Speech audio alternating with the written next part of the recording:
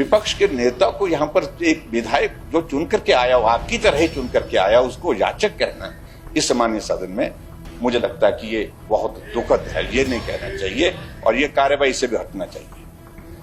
अधिकारी और कर्मचारी, अब ये बैठे बैठे मत बोलिए।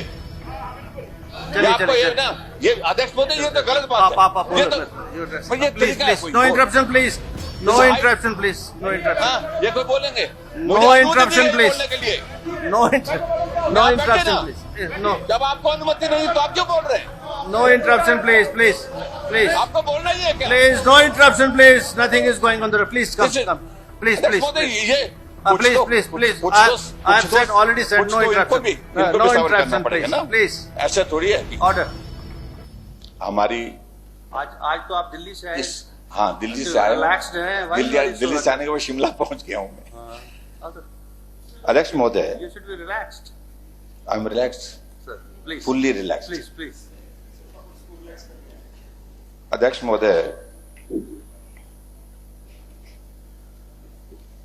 हम कतई भी इस प्रकार का व्यवधान नहीं डालना चाह रहे थे। सभी माननीय विधायकों का मत ये था कि हम बजट की अपनी बात कहेंगे, लेकिन जब परिस्थिति इस प्रकार की हो जाती है, जब हम कोई जानकारी हासिल करना चाहते हैं और सारी चीजों के लिए, तो आप एक माध्यम हमारे पास है जिस माध्यम से हम सत्ता पक्ष से जानकारी हासिल करना चाहते हैं, और जब वो जानकारी ठीक तरह से नहीं आती है, उसको अलग तरह से प्रस्तुत किया जाता है, तो स्वाभाविक रूप से उस पर हमारी भी आपत्ति होती है।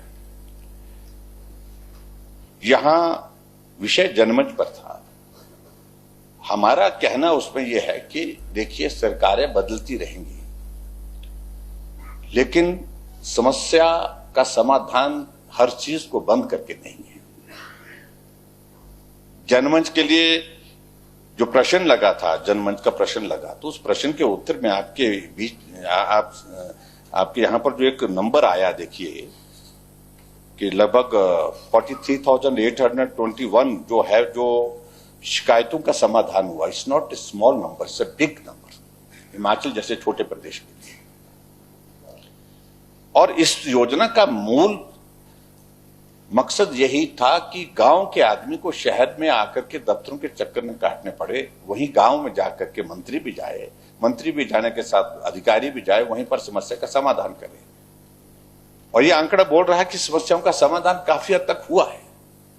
और स्वाभाविक रूप से जब इस प्रकार की कोई योजना चलेगी, जो योजना 5 वर्ष तक चली और 5 करोड़ रुपए उस पर खर्च हुआ, इस पर शोर डालना मुझे लगता है कि कतई भी उचित नहीं है। और दूसरी बात, यहां मेरा जो सवाल था, मैं माननीय मुख्यमंत्री जी से चाह रहा था इसका जवाब दे। मुख्यमंत्री जी खड़े भी हो गए थे, लेकिन माननीय राजस्व मंत्री जी बीच में आ गए। हालांकि महकमा जो है वो दूसरे मंत्री का है, जो है ग्रामीण विकास मंत्री का, अनिरुद्ध जी का ये महकमा है। जब इस पर इन्होंने अपनी व्यक्तिगत भावना को व्यक्त किया, ठीक है, आपने भी, आपके साथ कुछ इस तरह की बात हुई होगी, कोई ऐसा इंसिडेंट हुआ तो बात, लेकिन इसके लिए सब सारी व्यवस्था को दोष दे देना वो मुझे लगता है उचित नहीं है। और इसलिए एक तो जो कहा गया कि आप याचक बने, याचक नहीं अध्यक्ष महोदय, मैं इस माननीय सदन का सदस्य हूं, चुना हुआ प्रतिनिधि हूं। जैसे वहां है वैसे ही यहां हम ये चुन करके आए हैं।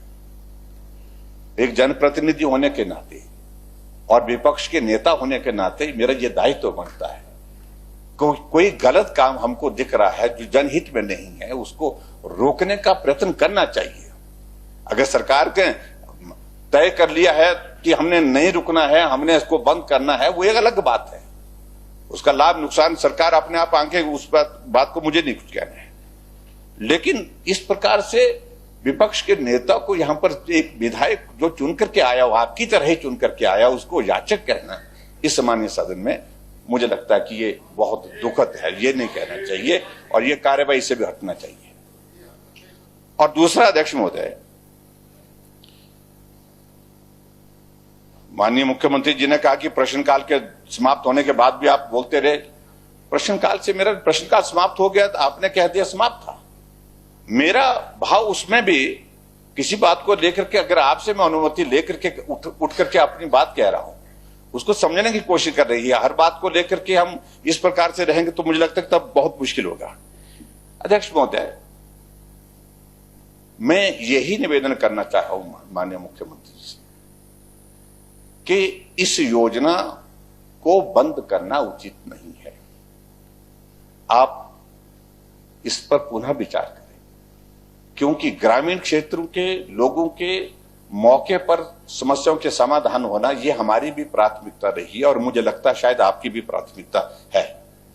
ऐसा नहीं है कि गांव के लोगों की समस्याओं के समाधान, और जो पहले चलता था, जो जिस योजना के अंतर्गत जो कार्यक्रम चलता था, जो प्रशासन जनता के द्वारा, उस कार्यक्रम और इस कार्यक्रम में दिन रात का अंतर है। इसमें प्री जनमंच होता था, प्री जनमंच 15 दिन पहले जो है जिस जगह होना होता है तो उसमें सारे कर्मचारी जाकर के शिकायतें लेते थे और उसके बाद समाधान करने के लिए वो एक जगह निर्धारित होता था, जो स्थान होता था वहां वो शिकायत करता माइक पर, यानी मैं कह रहा हूं कि माइक पर खड़ा होकर के वो बोलता था, मंत्री अधिकारी सुनते थे और डिमांड को छोड़ करके, मांग को छोड़ करके जो समस्या का समाधान किया जा सकता था, किसी को बिजली का मीटर लगना, नकल प्रतिमा बनना, किसी का मेडिकल सर्टिफिकेट बनना, मैंने खुद देखा इस सारी चीजों को देख के, मैं खुद गया हूं कार्यक्रम में, यानी कि लोगों की समस्या का समाधान मौके पर हुए वहां पर। तो इसलिए इस स्पिरिट को समझे, इस भावना को समझे। आप भी जनता के चुने हुए प्रतिनिधि हैं, सरकार जो है वो हर चीज को बंद करने के लिए नहीं है, इसलिए इस पर पुनः विचार करें, यही मैं आपसे कहना चाह रहा हूं। यही हमारा ऐतराज था। और लेकिन जब बोलने का अवसर अध्यक्ष महोदय नहीं हो पाता तो हमारे पास व्यवस्था यह है कि हमारे पास कोई रास्ता नहीं रहता, फिर हमको यही करना पड़ता है। वो नहीं करना चाहते थे हम, लेकिन उसके बावजूद भी हमको ये करना पड़ा। इसलिए करना पड़ा कि एक लोकतांत्रिक व्यवस्था में हमें ये अधिकार निश्चित रूप से होना चाहिए कि कोई प्रश्न हम पूछे तो उसका सही उत्तर आना चाहिए। माननीय मुख्यमंत्री महोदय।